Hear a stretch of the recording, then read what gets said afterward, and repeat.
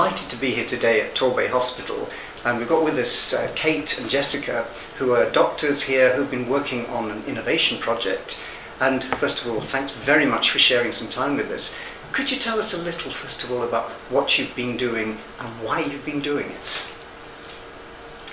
Go ahead. We started as junior doctors here in August, and one of our first shifts was doing a medical on-call shift, which is where we cover all the medical wards in the hospital, and so we do all of the jobs for those medical patients. And a lot of the jobs we were doing, we saw as being non-urgent. Yeah, non-urgent and things that could be done during the week.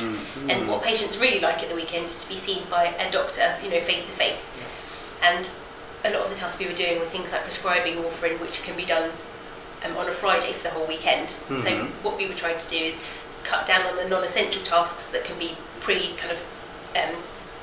we were trying to cut down on the amount of time spent doing paperwork and not actually talking to, and maximise the time talking to patients. So all the predictable jobs for the weekend, we could see if we could get systems in to get those done, so that what we're doing at the weekend is actually seeing people who are ill or need to speak to us or want to speak to us for some reason, and therefore improving their patients' kind of perspective of care and how much face-to-face time they get with the doctor. So it sounds like it's a win for everybody. The patients get a better quality experience, and you get less frustration doing paperwork, more chance to do the job you'd really like to do. Exactly. What we signed up for. Sounds good. Exactly. And then, what was the innovation? What were your particular ideas around this? So what did we do?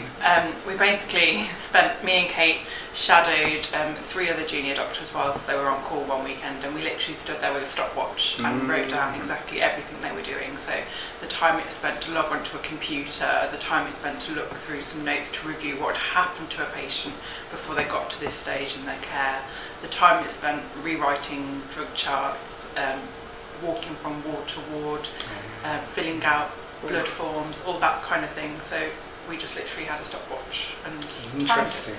So we saw that when we looked at the time spent doing things, we tried to categorise it in kind of face-to-face time and tasks surrounding that, and then other kind of admin tasks, so things like checking bloods have been done, and then going back to take the bloods if they hadn't been done.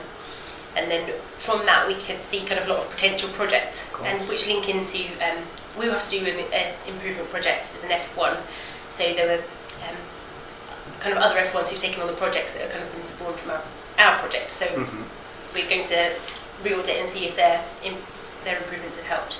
Yeah, so for example, we found that a lot of time was spent trawling through notes, trying to understand how this patient had got to where they are in hospital. So one of the F2s completed a document which was a weekend summary, basically, wasn't it? So that we could, instead of rooting through loads of notes at the weekend, you could use one nice summary document that's completed on a Friday, and you can, as the weekend doctor, go flick straight to that document and have a nice summary of what's already happened, saving time.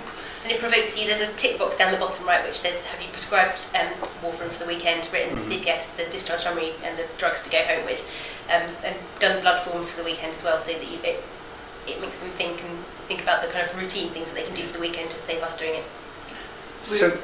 No, there's just other things that also came out of it, were things like the development of e-prescribing, because we found that we were spending a lot of time just handwriting drug charts, when in fact if it was on electronic drug charts we'd never run out. And you could also prescribe quite mundane things remotely if it was appropriate. So yeah, there's quite a lot of things that came out of it. So it's one of those classic examples where you take a step back, you look at what's actually going on and think, it could be better, and then you start to focus on where and how, and that generates some projects you've implemented and other ideas for other people to follow up. Yep. Sounds wonderful. Now, as innovators, because you've been innovators in this, what was it like? How was that experience, and have you learned any lessons you might pass on to some of your colleagues about being an innovator in this health system? I think initially it felt like quite a big job to have to do. Yeah, I would think. we were coming in on weekends that we weren't supposed to be working and trying to find out where exactly, although we knew what we wanted to do, because from our own experience we saw what the problem was. Quantifying the problem was the first challenge, to see exactly where the improvements, because we can't just assume what we need to improve, we need to see where the actual gaps are. And then I think where the problems then came was that from identifying potential projects that could improve working at the weekend from our projects, so like 4 or 5, 6 different things that other F1s could help implement, it was getting those people to be enthusiastic about it, really, and motivating them to take on projects, because it would be too much work for us to do alongside our day jobs. So it was motivating for them as well. But yeah, it was good fun though. Well, you survived the experience, really. It's quite difficult trying to put it into normal work. We have spent a lot of time outside of work doing it, but I think there are benefits as well. Like I've been,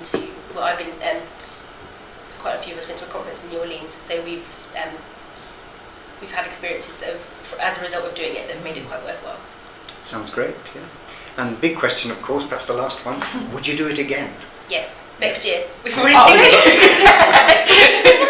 We're doing, some of the others, we're taking over a project of theirs to kind of babysit for next year, but I think we would do it again. I think it's something though that don't take light-heartedly, and it's always going to take up, you need to factor in time to be able to do it properly, otherwise you get quite disappointed that you've got a baby that you want to carry through to the end, but you can't quite because you've not got enough time. And I think that's one thing that we probably realise, is don't take too much on at once. Yeah, but it's good to have. It helps if you're passionate about something, because we really are quite passionate about wasting time at the weekends when we should be seeing patients. So I think that kind of fueled us on through it, seeing the inefficiencies in the system. That's lovely. Thank you very much for sharing that with us. And I think it's a great example of how innovation doesn't have to be the specialist innovator in a specialist department. It's something you can build into your day-to-day work. But thank you very much indeed. Thanks very much. Thank you.